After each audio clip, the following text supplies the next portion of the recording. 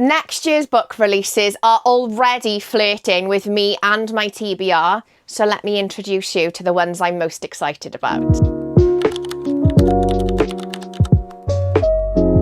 Hi everyone, welcome back to my channel. If you're new here, my name's Carly, and today I'm going to be telling you all about the upcoming book releases I am most excited about as a mixed genre girly. So I'm going to be talking to you about books that have been on my radar for a while and the excitement is starting to build. Some of them are actually being released this month and next month, but the majority of them are 2026 releases, and I am itching to get my hands on them. So we've got a mixture of genres. We've got thriller, horror, historical fiction, fantasy. Some of them are standalone, some of them are part of series that I've already started that I can't wait to carry on with.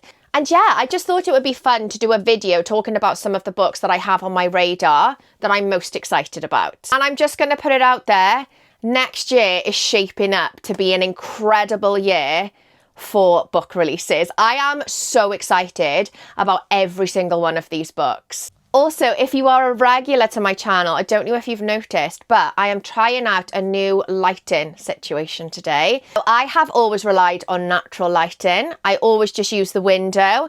But now we're going into the winter months, I have really struggled with the lighting situation. So I'm trying out some artificial lighting and a little coloured backlight.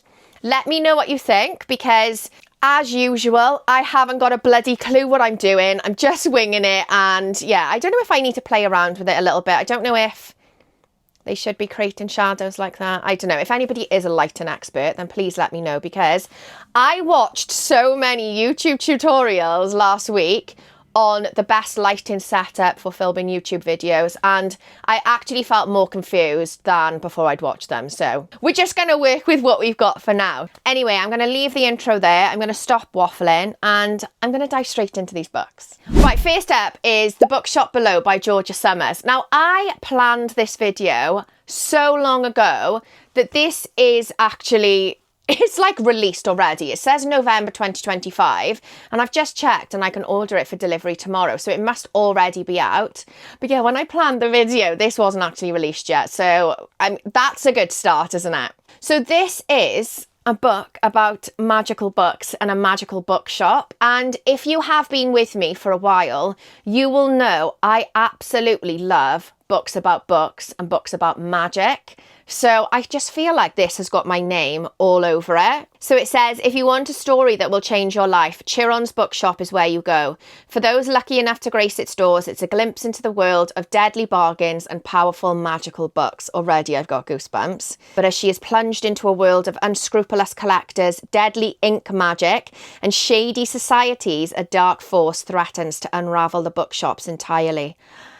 That sounds so good. I actually feel like this is going to be a really good one to read during winter. It's giving like cozy fantasy vibes, isn't it? Like cozy magical realism vibes. Like one of my favourite books is The Book of Doors, which is all about the magic of books and it's magical realism. So I'm hoping that this gives similar vibes. Next up, we have got The X's by Leodora Darlington, is it? Yeah. So this is actually being released on the 12th of February 2026 and it is giving female serial killer vibes. So it's about our main character called Natalie. She's in tears in her bedroom again after an argument with her husband, and it says slowly she realizes she's already holding a knife. She's telling herself she doesn't want to do it, not again, because Natalie has an awful secret. Sometimes on her worst nights she blacks out, she loses control. What do you do when there's a killer in your house and you think it might be you?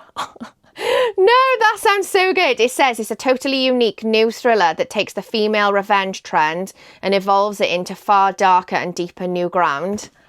This is 100% my type of book.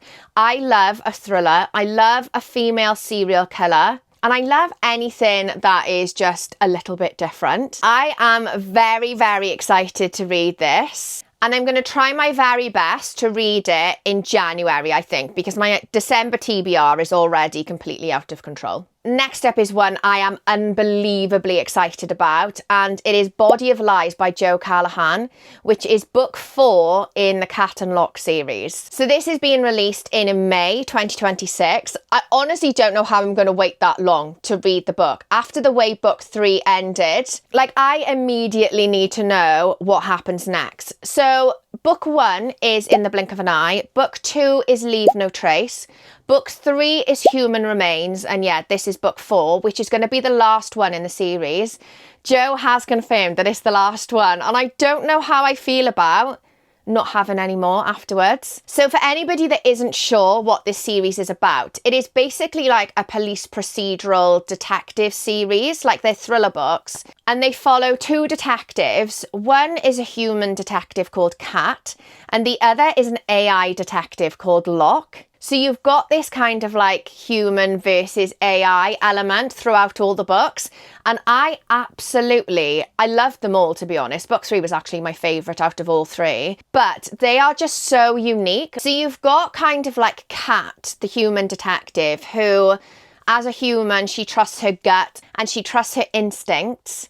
Whereas Locke, the AI detective, only trusts logic and facts. And it's how, like, these two, like, butt heads, and, oh, I just love the banter between them. Yeah, I just love the overall vibes throughout the whole books. And obviously I can't go into too much detail about why I'm excited to see what happens in book 4, because I don't want to spoil any of the other books for you. But this is your sign, if you haven't read this series yet, to read book 1, 2 and 3 before May, ready for when book 4 is released. I've just had a little look at the blurb now, and it is set during Halloween.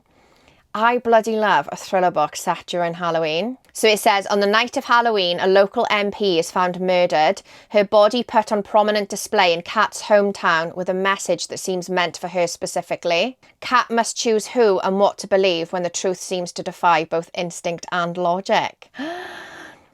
Honestly, I've literally got goosebumps. I am so bloody excited for this book. I'm actually really hoping I can get my hands on an early proof copy, but I just know they're going to be in very short supply and they're going to be like gold dust. So I'm not holding out much hope, but I will try my very best. Next up, we've got another thriller that I am really, really excited about. I think I'm just going to say this about every book because I'm excited about all of them because they wouldn't be in this video otherwise. It's Claire Mackintosh's new book called It's Not What You Think. So one of my favourite thriller books is by Claire Mackintosh, and it's I Let You Go. And the midway twist in that book absolutely blew my socks off. Like, my flabbers were well and truly gasted when I read the midway twist in that book. When an author has been able to get me so good with a twist, it makes me so excited for like their new releases. I also follow Claire on Instagram, and she has been talking about this book, and I was watching her stories, and while she was writing it, she was like, this is actually the best twist I have ever written. I mean, who needs any more marketing than that? I'm sold. Take all of my money and deliver that book to me immediately so I can read it. I don't even know what it's about. I'm going to have a look now. I don't even know what it's about, but I've already got it on pre-order because I cannot wait to have my mind blown again. Oh, Lisa Jewell has blurbed it as well, saying madly twisty and super pacey and so clever. Love it. He has a secret, she knows he's lying. You think you know the people you love. Nadika is certain Jamie is having an affair. She knows the telltale sign, she's been here before. You think you know who you can trust. When Jamie claims to be at work late, she knows he's lying. He's with another woman. She's determined to catch him in the act. You think you know how the story ends. But when Nadika arrives home to confront him, Jamie can't explain himself. The house has become a crime scene. Jamie is dead. What? It's not what you think. Oh, guys, if I could zoom in, I am covered in goosebumps. No, stop. You best believe I will be reading that book the day it comes out in March. Next up, we have got The Scammer by Tiffany D. Jackson. And this is another one. I actually think this is being released tomorrow. So today is Wednesday. By the time this video goes up on Sunday, this book will already be released and I'll probably actually have it in my hands. This is one I have actually been sucked right in by the hype for. I have seen so many book bloggers who, I don't know if they had early copies or a lot of them are American. So I don't know if it's just been released earlier in the US, but I have seen so many people reading this book and raving about it and saying like it is the wildest book they've ever read. And also it's pink. So as if I needed any more excuse. It's a ripped from the headlines thriller following a freshman girl whose college life is turned upside down when her roommate's ex-convict brother moves into their dorm and starts controlling their every move. So yeah, apparently this guy ends up moving in with them and the whole thing from there is absolutely wild. And also it says there, when one of Jordan's roommates goes missing, she must enlist the help of the university's lone white student to uncover the mystery or become trapped at the centre of a web of lies more tangled than she can imagine. I bloody love me a web of lies, to be honest. Next up is another one that I honestly don't know how I'm going to cope or have any patience to wait for it to be released because it's not actually being released until August next year. Like, what do you mean I have to wait like 9.5 months? What date in August is it being released? Oh no, it's the 27th of August. I mean, that's practically September. No, stop. Right, I am definitely going to try my best to see if I can get a proof copy of this. So it is actually book 3 in the Kitty Collins series by Katie Brent, and it is called To All the Men I've Killed Before. Book 1 is How to Kill Men and Get Away with It. Book 2 is I Bet You'd Look Good in a Coffin. And I cannot even begin to tell you how much I loved these 2 books. They follow the story of Kitty Collins. She's another female serial killer. So by day, Kitty is like an influencer, blogging her perfect life. And then by night, she is the most unhinged female serial killer. And these books are just full of gore. They've got dark humour. Like, they are hilarious in places. And what I will say is, even though they are more light-hearted type of thrillers, they also have a deeper message throughout them as well, which I absolutely loved. And yeah, I cannot wait to be reunited with Kitty Collins. Does this one even say what it's about? Kitty's in LA. So in the first book, she was in London. In the second book, I'm sure she went to France on holiday. So like that was the location of the second book. This one's in LA. If a man hurt your best friend, like really hurt her, what would you do? 1, key his car. 2, broadcast what a scumbag he is to everyone in his life. 3, hunt him down and chop him into little pieces. If you pick number 3, I think we could be friends because that's exactly what I intend to do. And yeah, I don't even think I need to say any more about it, apart from the fact that I absolutely love the cover. Like, how stunning is this green and pink cover? The only downside is I've got to wait a very long time to read it. Next up, we have got Bedrock Baby by Wendy Dalrymple. Is that how you say her surname? I'm not entirely sure how you pronounce her surname, so if I'm saying that wrong, then please correct me in the comments. I don't know if this is already out in the US and it's just not available until February in the UK, because I've seen people recommending it, but yeah, I've like gone to pre-order it. I can't even pre-order a physical copy. I can only pre-order a Kindle copy, and it's been released on the 10th of February, so I'm not entirely sure. But how bloody stunning and me-coded is this cover? It's giving like girly pop horror vibes. Oh, it actually says there, pink horror. Bedrock Baby is a pink horror meditation of self-discovery through self-destruction and the real cost of self-image, self-esteem and beauty. This is giving like unhinged vibes, isn't it? I mean, look at the cover. It's got body parts on it. So yeah, consider me well and truly intrigued by this one. I am definitely going to download this as soon as it's available in February. Is it short? Oh, it doesn't say, because it's only the Kindle edition that's available. But I feel like a lot of this author's books are like short, snappy horror novellas. And I bloody love me a short, snappy horror novella. Next up, we have got The Storm by Rachel Hawkins. And this says the Kindle edition has been released in January, but the paperback isn't being released until July. Like, why is there such a difference between the 2 dates? That seems a bit strange to me. So this is actually the same author that wrote The Villa, which I bloody loved. I absolutely loved The Villa. I actually think it is really underrated, and I think the cover doesn't do it justice because it gives like gothic thriller vibes, and the cover makes it look like it's a summer romance almost. Like, it's definitely giving summer vibes, the cover, isn't it? This one is under 300 pages as well. It's 288 pages, and it is giving very similar vibes to the villa. So the villa had like 2 different storylines. The past storyline was about a rock and roll band who went to stay at this villa, and something awful happened one night when they were in the villa. So you get like the throwback to that tragedy. And then the present day, there are 2 girls staying in the same villa, and they start investigating like the history and what actually happened that night. So this one, it says, St. Medard's Bay, Alabama, is famous for 3 things: the deadly hurricanes that sweep into the town, the century-old Rosalie Inn that has survived everyone, and Lo Bailey, the local girl accused of murdering her lover in 1984. Like, I just love anything with a historical timeline. I don't know what it is. I'm a sucker for it. Like, I am a historical fiction girly through and through. So when it's like thrown into your thriller books with a dual timeline. Is this even a dual timeline, or am I just lying through my teeth? I mean, I feel like it is. It says, but August Fletcher doesn't come alone. With him is none other than Lo Bailey herself, returned to her hometown to clear her name once and for all. So I do feel like it's going to have like a bit of a dual timeline going on. But yeah, I absolutely loved the villa. Like, I flew through it. It was only a short read as well, but I just loved, like, it was very atmospheric, loved the vibes. So I am very, very excited to read this one. And I think if it's being released in January on Kindle, I'll just read it on my Kindle.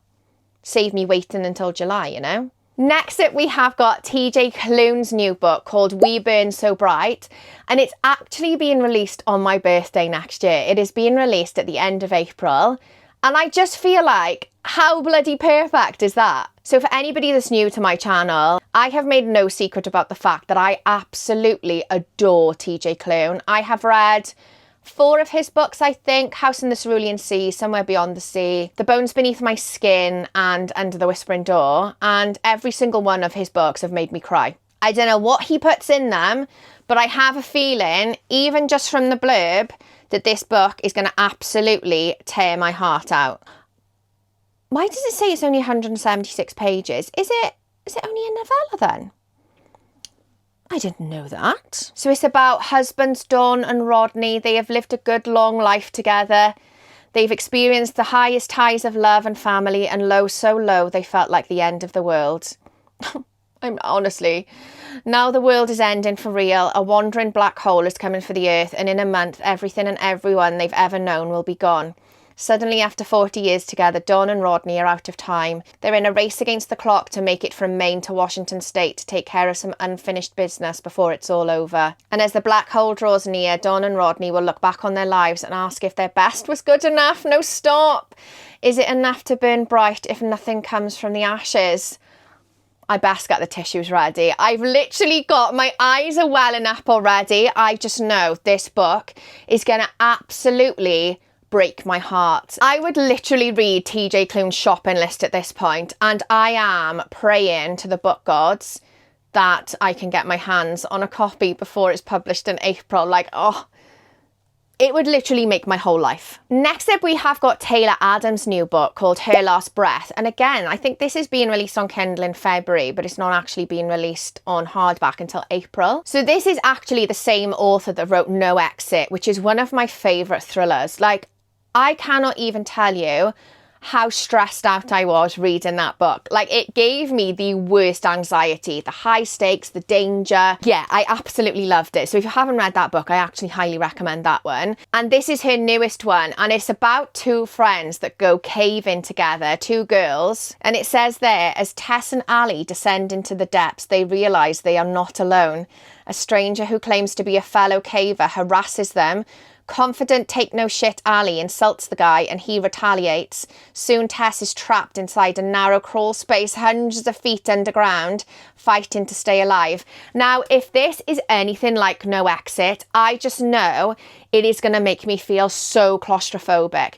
And even though No Exit wasn't really about like a closed-in space, The characters in this book were shut off because of a snowstorm. I'm feeling a little bit stressed out already just at the thought of this one. Like, the idea of going caving is a firm no from me. You know, like when you see these programs with people going caving and they're squeezing themselves into these tiny little spaces that their helmets won't even fit into.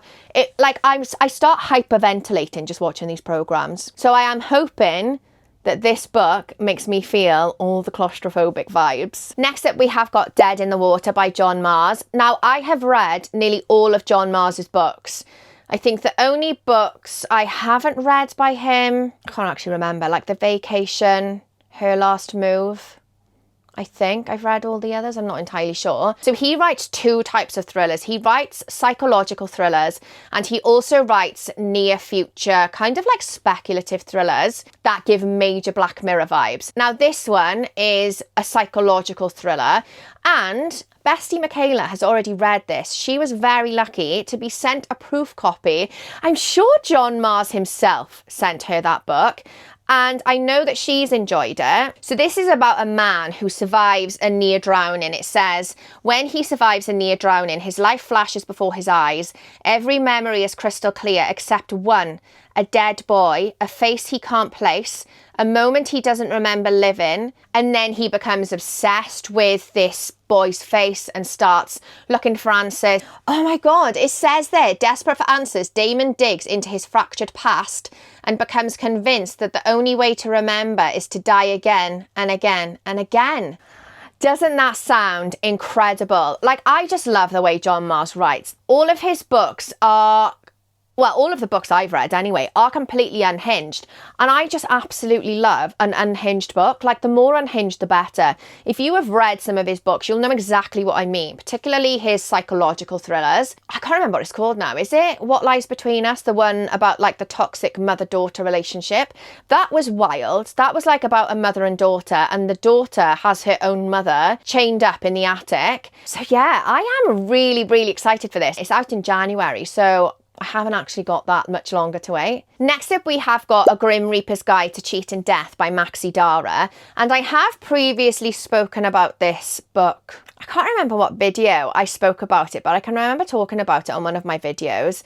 So this is the same author that wrote A Grim Reaper's Guide to Catching a Killer, which I read last year and absolutely loved. So it's kind of like a cozy mystery with magical realism in it.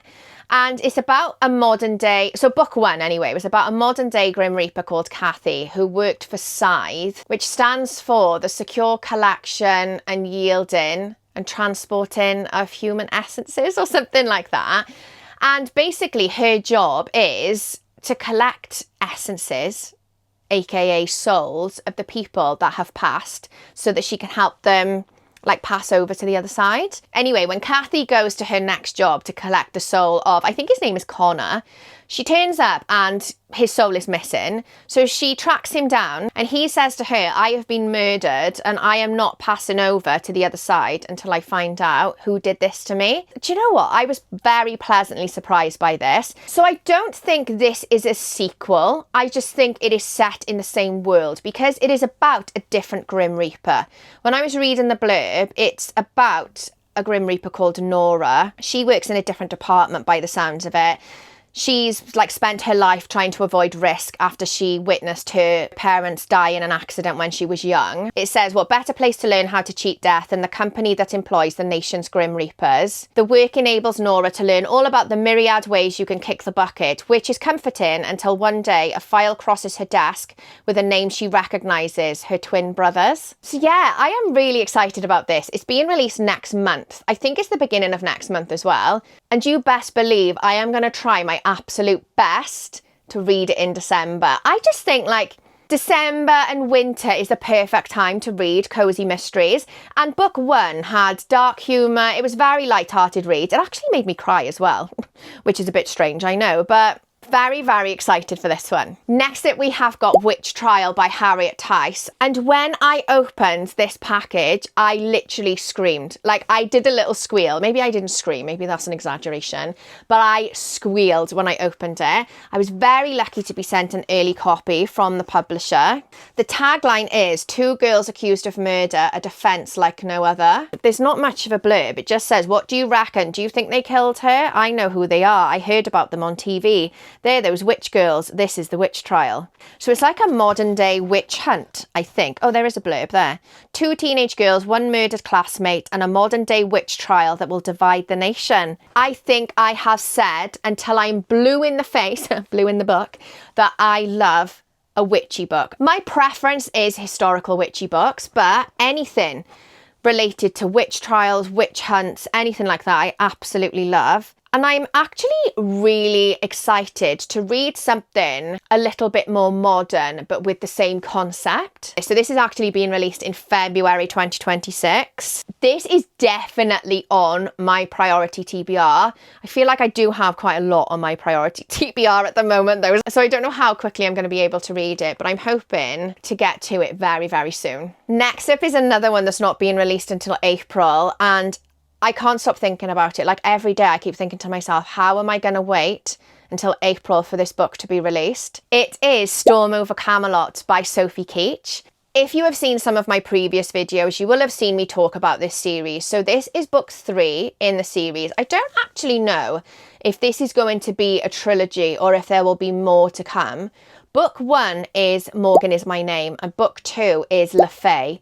And they are kind of like feminist retellings of the villainess Morgan Le Fay. It's all about like Arthurian legend. And I am telling you now, these books are so underrated, like criminally underrated.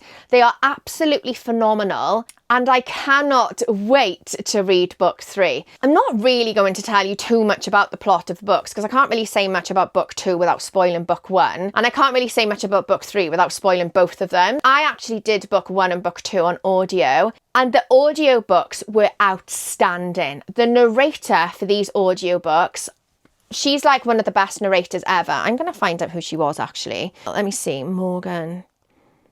Do you know what is mental as well? The only reason I started listening to this series is because they were free on Audible at the time that I listened to them. And I was looking for something, like I'd run out of credits, and I just stumbled upon them completely by accident. Sophie Keach is a Welsh author, which I also love. The narrator's Vanessa Kirby. Oh, there's 2 separate narrators. The first one is Vanessa Kirby and book 2 is narrated by Miranda Rayson. Do you know what? I didn't actually know they were 2 separate narrators. But anyway, both of them are incredible. And ever since I finished book 2, oh my God, the way book 2 ended, it ended on such a cliffhanger that I was like, what do you mean? When I actually finished it, Sophie Keach was still in the middle of writing book 3. Like, she hadn't even finished writing book 3. And I was like, oh my God, no, I'm going to have to wait ages. Anyway, book 3 is finished and it's been released in April. I'm in for a bloody treat in April for my birthday, aren't I? Next up, we've got another April release, Mad Mabel by Sally Hepworth.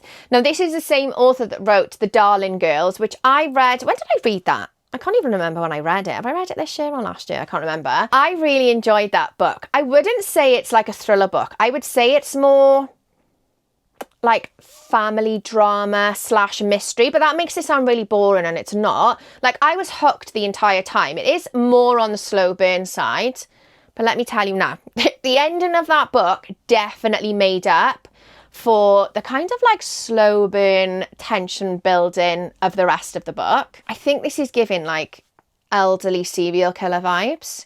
You can change your name, but you can't change your past. 81-year-old Elsie Fitzpatrick lives a quiet life in the suburbs. Aside from being a curmudgeon who minds everyone else's business, few would suspect she harbours a secret she's worked hard to bury. Because when it comes to murder, no one ever suspects little girls or old ladies. And Elsie Mabel Fitzpatrick, once a little girl and now an old lady, has a strange history of people in her life coming to a foul end. Honestly, I'm so excited for this book. There's no cover yet. Like it says, cover to be revealed. I can't wait to see what they do with the cover. Although this has got over 1,000 reviews on it already. So is it already out in the US, I wonder?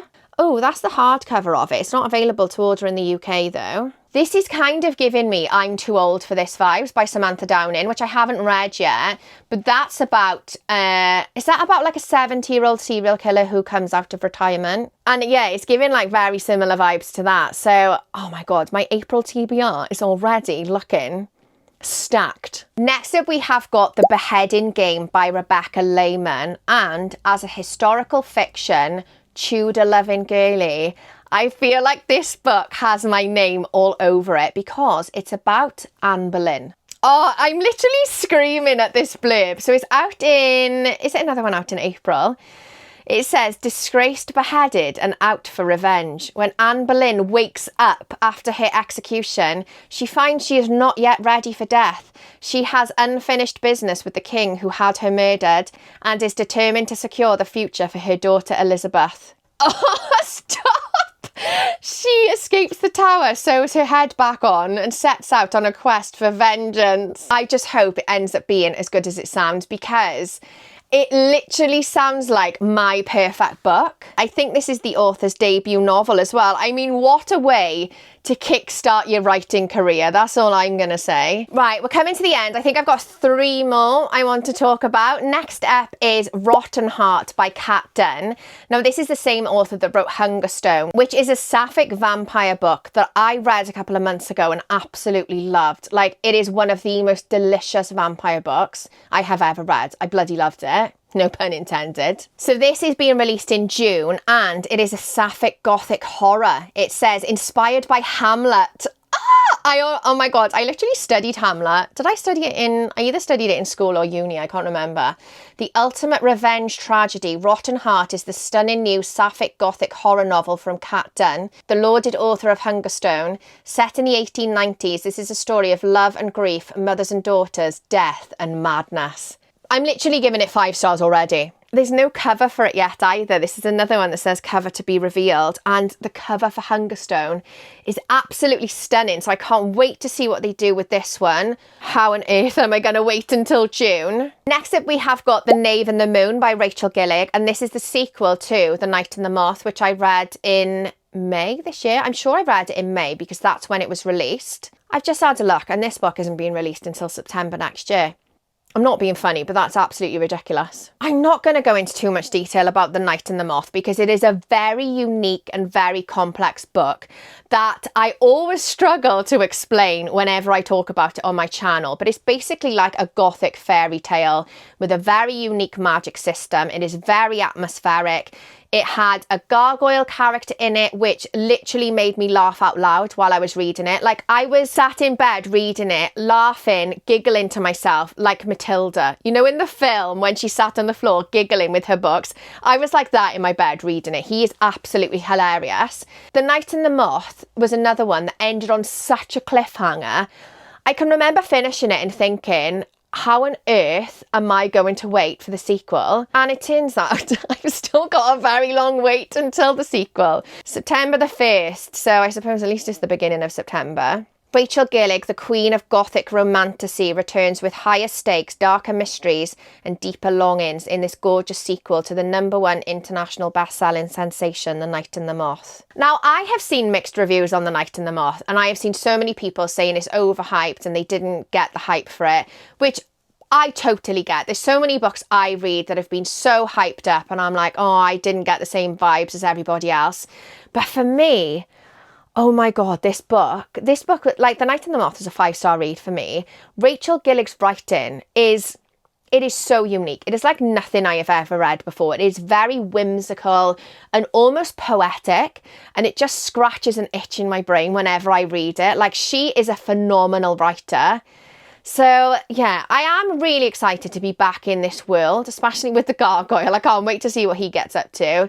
But I'm just gutted I've got to wait so long because I feel like I read book 1 in May this year. By the time book 2 comes out next September, am I going to have to reread book 1 or am I going to be able to just dive straight into book 2? I don't know if I'm going to be able to remember everything, you know? And last but not least, we are finishing with a thriller. We have got Warning Signs by Tracy Sierra. This is being released in February, and it is the same author that wrote Night Watching, which I only read that book last month, I think. And oh my God, what an underrated thriller book that is. It's another one that had me on the edge of my seat while I was reading it. It's kind of like a home invasion thriller, full of tension, full of suspense, very claustrophobic because it's got like a snow setting as well. So yeah, it just had all the perfect vibes that I absolutely loved. So I am so excited to read her new book. Let's see what it's about. Do you know what? I don't even know what it's about, but I already know it's going on pre-order because I loved Night Watching so much. This is actually quite a short blurb, to be honest. You can look for danger and danger can look for you. There's something out there in the darkness. By morning, bones lie in the snow, picked clean. We've got another snowy, icy setting. I tell you what I've seen as well. Lisa Jewell has had an early copy of it. Let me see, because she has read it and she was talking about it in her most recent post.